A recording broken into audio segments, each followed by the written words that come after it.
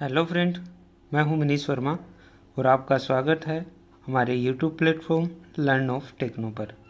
Dear friend, जैसा कि आप सब जानते हैं, फेटर सेकेंड ईयर की MCQs है वो हमने अभी अभी शुरू की है, जिसमें आपको NSQF लेवल 4 से रिलेटेड है CBT एग्ज़ाम के क्वेश्चन है वो मिलने वाले हैं।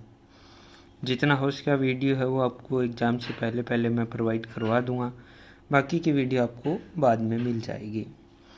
अगर आप फर्स्ट ईयर के स्टूडेंट हैं, सेकेंड ईयर के स्टूडेंट हैं, ITI पास आउट है या आप कोई कंपटीशन लेवल की तैयारी कर रहे हैं तो हमारे चैनल को ज़रूर सब्सक्राइब कीजिए। आपको बेहतरीन वीडियो हमारे चैनल पर मिलती रहेगी जो आपके लिए life time free of cost रहने वाली है। आज की क्लास का जो हमारा पहला क्वेश्चन है वो है, निम्न में से किस फिनिशिंग प्रक्रिया में डायमेंशन एक्यूरेसी की हाई डिग्री होती है। तो इसमें क्या पूछा गया है, which of the following finishing process has a high degree of dimensional accuracy. तो डायमेंशनल एक्यूरेसी की हाई डिग्री किस में होती है?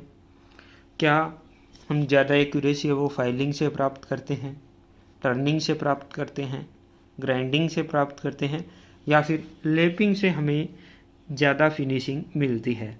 यानी कि इसमें से सबसे ज़्यादा फिनिशिंग है वो किसके द्वारा मिलती है, उसके बारे में पूछा गया है। A, B, C और D में से क्या राइट आंसर हो जाएगा? इसका जो हमारा राइट आंसर है वो हो जाता है लेपिंग। यानी कि जो सबसे ज़्यादा एक्यूरेसी है, जो फिनिशिंग है, वो हमें किससे मिलती है? लेपिंग के द्वारा मिलती है। अगर लेपिंग के जगह आपको होनिंग दिया मिल जाता है तो आपको होनिंग करना है। अगर लेपिंग और होनिंग दिया दोनों दिया रहता है तो फिर वहाँ पर आपसे पूछा जाएगा कि रेडियल हम फिनिशिंग कर रहे हैं या एक्सियल फिनिशिंग कर रहे हैं या किसी सरफेस की फिनिशिंग कर रहे हैं, इसके बारे में पूछा रहेगा। तो ओनली जो एक्सियल सरफेस फिनिशिंग होती है वो होनिंग के द्वारा होती है। बाकी एक्सियल और रेडियल दोनों प्रकार की अगर हम फिनिशिंग की बात करें तो वो लेपिंग के द्वारा की जा सकती है। नेक्स्ट क्वेश्चन है हमारा 12 नंबर।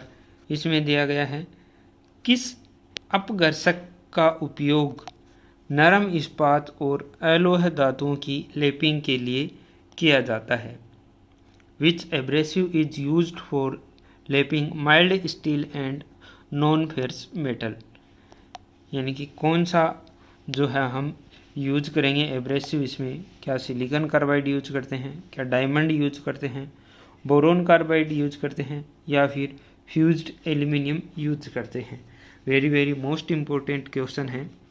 तो कौन सा अपघर्षक यानी कि कौन सा एब्रेसिव हम यूज करते हैं किसकी? माइल्ड स्टील या नॉन फेरस मेटल की लेपिंग के लिए। तो A, B, C और D में से क्या राइट आंसर इसका हो जाता है?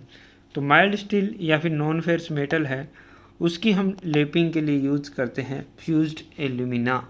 ठीक है, तो इसमें क्या है, D हमारा राइट आंसर है वो हो जाता है। नेक्स्ट है 13 नंबर क्वेश्चन। इसमें दिया गया है कि लेपिंग प्लेट की सतह पर ग्रूव्स क्यों प्रदान किए जाते हैं? Why are grooves provide on the surface of lapping plate. Lapping plate की सरफेस पर ग्रूव्स क्यों कटे होते हैं? क्या विस्तार की अनुमति देने के लिए, टू अलाउ एक्सपेंशन, क्लियरेंस प्रदान करने के लिए, टू प्रोवाइड क्लियरेंस, अपघर्षक को बनाए रखने के लिए, टू मेंटेन द एब्रेसिव, या फिर मामूली समायोजन की अनुमति देने के लिए, to allow minor adjustment. Lapping plate जो होती है उसके ऊपर ग्रूज कटे होते हैं, तो उसके बारे में पूछा गया है। तो वो ग्रूज है हमारी क्यों कटे होते हैं? तो वो ग्रूज हमारे कटे होते हैं मेंटेन द एब्रेसिव, यानी कि अपघर्षक को बनाए रखने के लिए, यानी कि एब्रेसिव को उनके अंदर ग्रूज के अंदर भरा जाता है। नेक्स्ट हमारा 14 नंबर क्वेश्चन। इसमें दिया गया है, चित्र में सरफेस हार्डनिंग करने की कौन सी विधि दर्शाई गई है? Which method of surface hardening is shown in the picture. यानी कि ये आपको फिगर दिया हुआ है, इसमें कौन सी सरफेस हार्डनिंग की जा रही है? क्या नाइट्राइडिंग होती है, पेक कार्बोराइजिंग होती है, फ्लेम हार्डनिंग है, या फिर इंडक्शन हार्डनिंग है? A, B, C और D में से क्या राइट आंसर इसका हो जाता है? तो ये क्या है, किसी बॉक्स के अंदर आपको क्या है कि सरफेस हार्डनिंग दिखाई जा रही है, जिसको हम केस हार्डनिंग भी बोलते हैं। ठीक है, कोई बॉक्स है, इसके अंदर हम वर्कपीस को रख दिए हैं, इसके बाद में इस बॉक्स को तार के द्वारा क्या है टाइट बंद कर दिया गया है। तो ये कौन सी प्रक्रिया होगी, तो ये कार्बोराइजिंग की प्रक्रिया है। कार्बोराइजिंग भी 3 प्रकार से की जाती है, जिसमें से ये कौन सी क्रिया है, पैक कार्बोराइजिंग है, यानी कि बी इसका राइट आंसर है, वो हो जाता है। नेक्स्ट है 15 नंबर क्वेश्चन, और 15 नंबर में दिया हुआ है चित्र में सरफेस हार्डनिंग करने की कौन सी विधि दर्शाई गई है। यहाँ पर भी सरफेस हार्डनिंग की दूसरी विधि के बारे में पूछा गया है। Which method of surface hardening is Sovan in the picture. क्या नाइट्राइडिंग है, केस हार्डनिंग है, फ्लेम हार्डनिंग है, या फिर इंडक्शन हार्डनिंग है। तो ये कौन सी हार्डनिंग आपको यहाँ पर दिखाई गई है, ए बी सी और डी में से क्या राइट आंसर हो जाता है। तो इसका हमारा क्या राइट आंसर हो जाएगा, ये जो हमारा इसका राइट आंसर हो जाएगा, इसको बोलते हैं हम फ्लेम हार्डनिंग। जैसे कि आप यहाँ पर देख सकते हैं कि एक ज्वाला सी प्रज्वलित हो रही है, ठीक है, यानी कि फ्लेम के द्वारा हम इसको क्या है हार्ड कर रहे हैं। ये सारे मेथड है, ये सरफेस हार्डनिंग या फिर केस हार्डनिंग के ही है। नेक्स्ट है 16 नंबर क्वेश्चन, इसमें दिया गया है 400 डिग्री सेंटीग्रेड से नीचे के तापमान पर कठोरीकृत स्टील को पुनः गर्म करके फिर ठंडा करने के लिए की गई ऊष्मा उपचार प्रक्रिया का नाम क्या है। यानी कि 400 डिग्री सेंटीग्रेड से नीचे क्या है कि हमने कोई जो स्टील है उसका हीट ट्रीटमेंट प्रोसेस किया है, ठीक है, तो उसके बाद में ठंडा करने के लिए जो ऊष्मा उपचार प्रक्रिया की जाती है, यानी कि हीट ट्रीटमेंट मेथड कौन सा है जो उसको ठंडा करने के लिए किया जाता है। What is the name of the heat treatment process done the reheat method, reheated hardened steel at temperature below 400 degree centigrade then cool it. तो ये रीहीटेड हार्डनेड स्टील है, तो इसको दोबारा ठंडा करने के लिए क्या हम एनीलिंग करते हैं, क्या हार्डनिंग करते हैं, टेम्परिंग करते हैं, या फिर नॉर्मलाइजिंग करते हैं। ए बी सी और डी में से क्या इसका राइट आंसर है, वो हो जाता है। फटाफट से कमेंट कीजिए कि क्या पूछा गया है कि 400 डिग्री सेंटीग्रेड से नीचे तापमान पर जो हमारा हार्डन्ड स्टील है उसको पुनः गर्म करके और उसके बाद में फिर से ठंडा किया जा रहा है। पुनः गर्म करने के बाद में ठंडा करने की क्रिया वो क्या कहते हैं। ए बी सी और डी में से क्या राइट आंसर हो जाएगा। तो इसका जो हमारा राइट आंसर हो जाता है वो होता है टेम्परिंग। क्या होता है, टेम्परिंग, यानी कि हार्डनिंग करने के बाद में हम टेम्परिंग करते हैं, ठीक है, हार्डन्ड टेम्पर बनाया जाता है ताकि उसमें क्या है कि जो ब्रिटलनेस है उसको कम करके और टफनेस का गुण उसमें इंक्रीज किया जाता है। नेक्स्ट है 17 नंबर क्वेश्चन। 17 नंबर में क्या दिया गया है, 17 नंबर में दिया गया है स्टील में टेम्परिंग प्रक्रिया क्यों की जाती है। Why is tempering process done in steel. Steel में टेम्परिंग प्रोसेस क्यों किया जाता है, तो अभी जस्ट मैंने आपको पिछले क्वेश्चन में बताया था, तो इसका आंसर आप जरूर कमेंट बॉक्स में दीजिएगा। तो कौन सा आंसर इसका सही होगा। क्या कटिंग क्षमता बढ़ाने के लिए, to increase cutting capacity, stress और स्ट्रेन दूर करने के लिए, to remove stress and strain, grain संरचना को परिष्कृत करने के लिए, रिफाइन द ग्रेन स्ट्रक्चर, कठोरता और टफनेस को रेगुलेट करने के लिए, to regulate hardness and toughness. तो क्या इसमें राइट आंसर हो जाएगा ए बी सी और डी।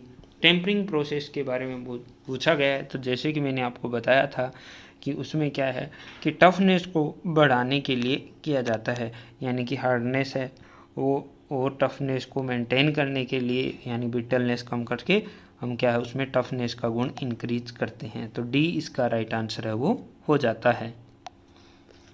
नेक्स्ट है 18 नंबर क्वेश्चन। इसमें दिया गया है स्टील में एनीलिंग का क्या उद्देश्य है। What is the purpose of annealing steel. Cutting क्षमता बढ़ाने के लिए, इंक्रीज कटिंग कैपेसिटी, घिसाव के प्रतिरोध को बढ़ाना, इंक्रीज वियर रेजिस्टेंस, आंतरिक स्ट्रेस दूर करना, टू रिमूव इंटरनल स्ट्रेस, और स्टील की ग्रेन स्ट्रक्चर को परिष्कृत करना, refining the grain structure of steel. ये क्या है, एनीलिंग के बारे में पूछा गया है। पीछे आपसे पूछा गया था टेम्परिंग के बारे में, अभी पूछा गया है एनीलिंग के बारे में। ए, बी, सी और डी में से क्या राइट आंसर हो जाएगा।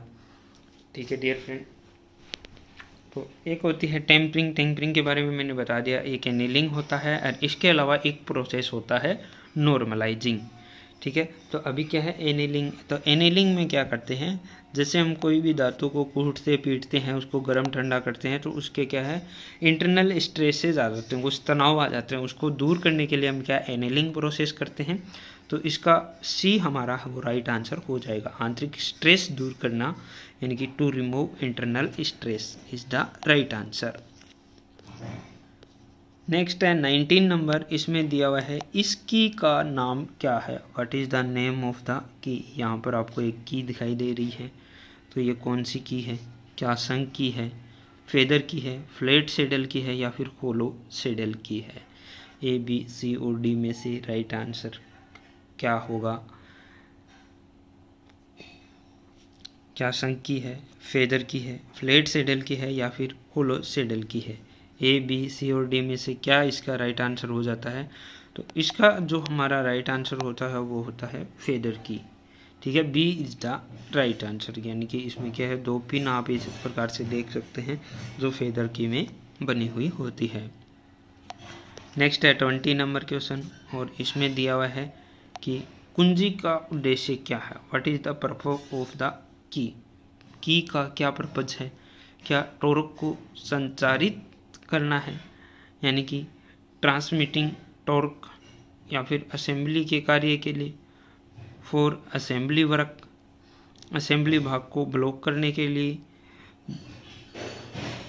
ब्लॉकिंग द असेंबली पार्ट, या फिर मिलने वाले भाग के बीच में क्लियरेंस प्रदान करने के लिए, to provide clearance between joining part. A, B, C और डी में से क्या राइट आंसर इसका हो जाता है। की का कार्य पूछा गया है, तो की हमारी है वो क्या काम आती है, तो वो ट्रांसमिशन के काम आती है, यानी कि टॉर्क को संचारित करना, ट्रांसमिटिंग टॉर्क। ठीक है, तो ए इसका राइट आंसर है वो हो जाता है।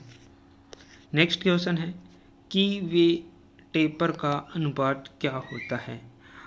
What is the ratio of की वे टेपर। की वे टेपर का अनुपात यहाँ पर पूछा गया है। क्या 1:19 होता है, क्या 1:20 होता है, 1:50 होता है या फिर 1:100 होता है। की वे टेपर का अनुपात यहाँ पर पूछा गया है, तो की वे जो टेपर का अनुपात होता है वो हमारा नॉर्मली होता है 1:100। तो डी इसका राइट आंसर है वो हो जाता है।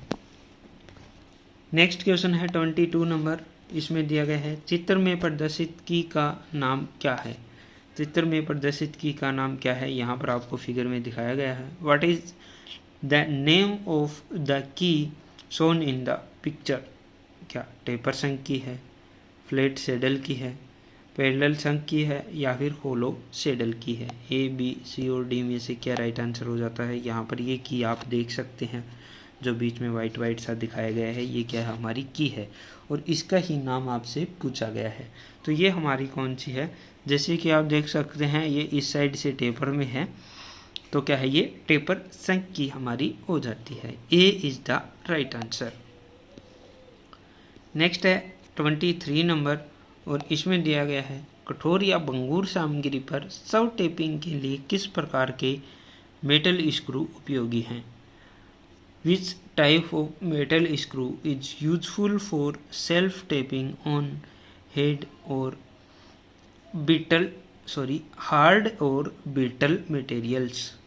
यानी कि कठोर और भंगुर मटेरियल पर सेल्फ टेपिंग के लिए कौन सा स्क्रू यूज करते हैं।